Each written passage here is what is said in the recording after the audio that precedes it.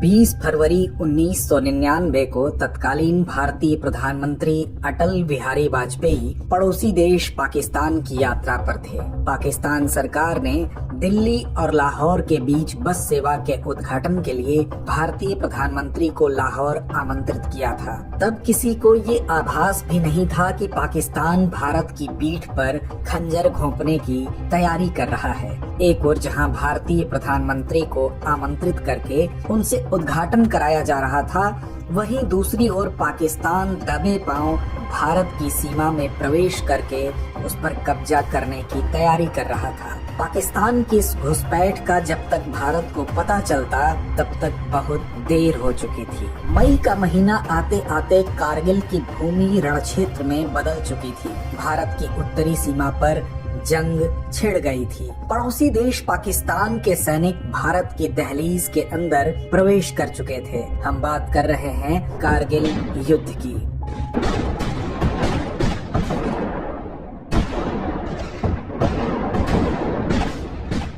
इस युद्ध की शुरुआत तब हुई जब पाकिस्तानी सैनिक युद्ध के लिए लाइन ऑफ कंट्रोल यानी LOC क्रॉस करके भारतीय सीमा के अंदर घुस चुके थे। चूंकि पाकिस्तान इस युद्ध की तैयारी लंबे समय से कर रहा था, इसलिए इस युद्ध की शुरुआती अवस्था में वह भारत के मुकाबले अधिक मजबूत स्थिति में था। जब तक भारत कोई जवाबी कार्रवाई करता, तब तक पाकिस्तान के सैनिकों और आतंकवादियों ने भारतीय क्षेत्र में घुसपैठ कर कई महत्वपूर्ण चोटियों पर कब्जा कर लिया था। उस समय दुश्मन को देश से बाहर निकालने और देश की सीमा को सुरक्षित करने के लिए चलाया गया ऑपरेशन विजय।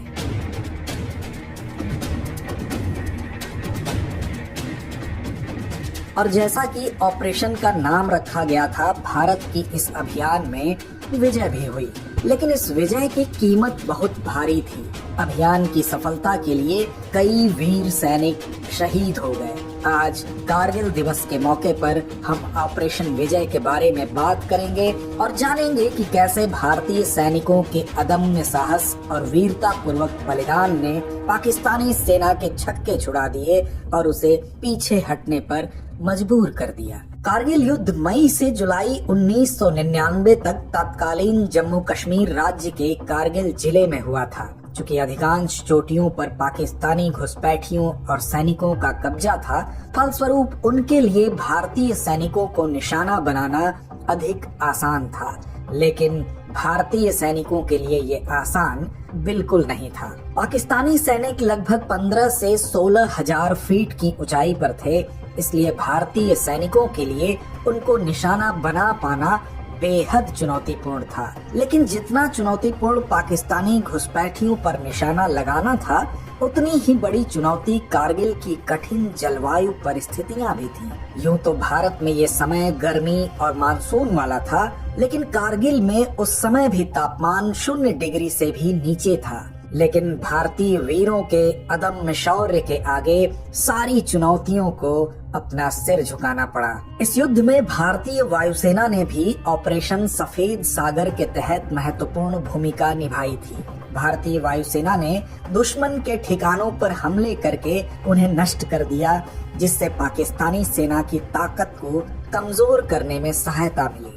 भारतीय सेना ने जीत की शुरुआत की टाइगर हिल्स पर अधिकार के साथ और धीरे धीरे दुश्मन द्वारा कब्जा किए गए सभी क्षेत्रों पर भारतीय जवानों ने पुनः अधिकार कर लिया। ऑपरेशन विजय के दौरान कैप्टन विक्रम बत्रा को .5140 और 17,000 फीट की ऊंचाई पर स्थित .4875 पर अधिकार करने का मिशन दिया गया। विक्रम बत्रा ने अपने दोनों लक्ष्य प्राप्त कर लिए, लेकिन .4875 पर अधिकार करते समय विक्रम बत्रा शहीद हो गए। .4875 को कैप्टन के सम्मान में विक्रम बत्रा टॉप नाम दिया गया। कैप्टन विक्रम बत्रा के अलावा अन्य जवानों ने भी इस युद्ध में अदम्य साहस का प्रदर्शन किया। कैप्टन अनुज नायर और लेफ्टिनेंट मनोज पांडे समेत सैकड़ों जवानों ने अपना बलिदान देकर भारत की विजय गाथा लिखी। इस युद्ध में 10,000 से अधिक सैनिकों ने भाग लिया था। 26 जुलाई 1999 तक भारत को इस युद्ध में सफलता मिल चुकी थी और घुसपैठियों द्वारा कब्जा किए गए सभी क्षेत्रों पर एक बार फिर से तिरंगा लहराने लगा था। लेकिन युद्ध के समाप्त होते होते 527 जवान वीर गति को प्राप्त हो चुके थे। यूं तो 14 जुलाई आते आते भारत की इस युद्ध में विजय हो चुकी थी, लेकिन 26 जुलाई 1999 को तत्कालीन प्रधानमंत्री अटल बिहारी वाजपेयी ने आधिकारिक तौर पर युद्ध की समाप्ति और ऑपरेशन विजय की सफलता की घोषणा की। युद्ध समाप्त होने के बाद युद्ध में शामिल 4 जवानों को परम वीर चक्र और 11 जवानों को महावीर चक्र से सम्मानित किया गया।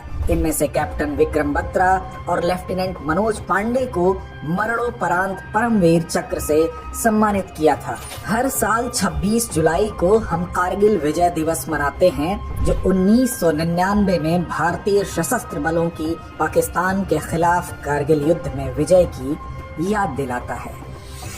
कारगिल विजय दिवस भारतीय सेना की वीरता, साहस और समर्पण का प्रतीक है।